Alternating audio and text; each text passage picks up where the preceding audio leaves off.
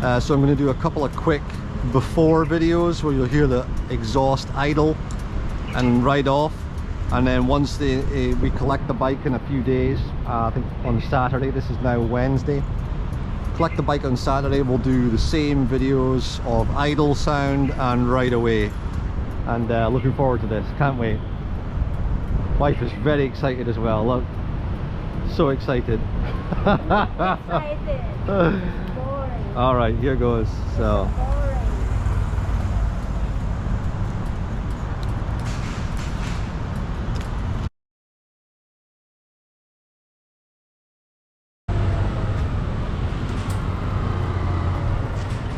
it's not a cold start because the engine's been running now for about a minute or two, so it's we call it a warm, slightly warm start.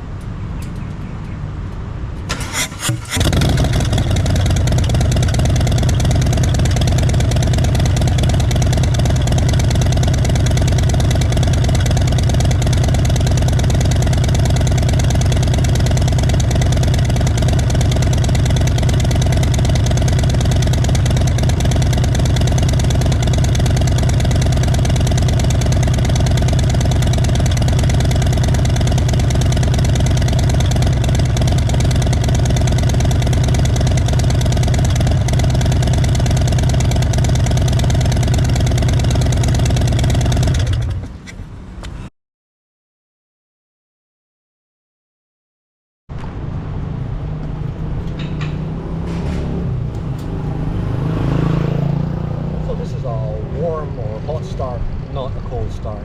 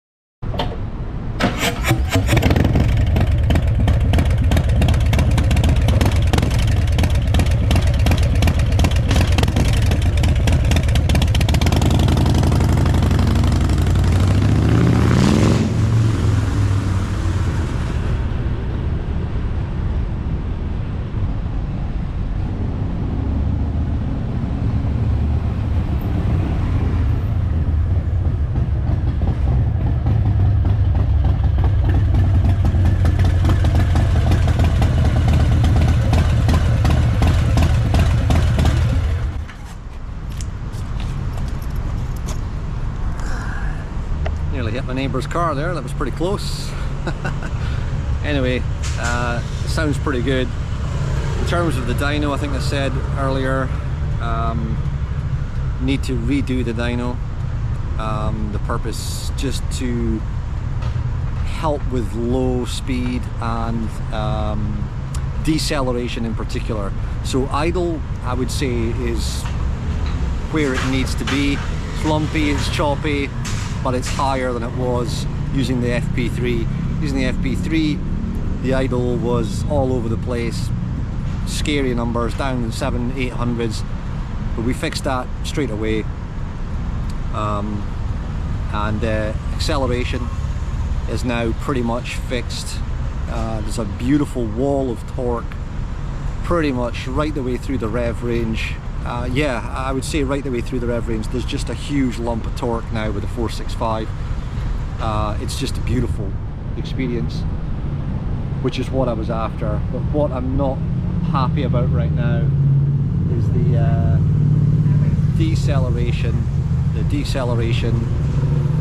It's like the RPM just drops off a cliff and it almost stalls. You've got to blip the throttle. So I'm sure we can fix that with part 2 of the dyno. So we'll be doing that in a couple of days. But yeah, not too bad results, all things considered.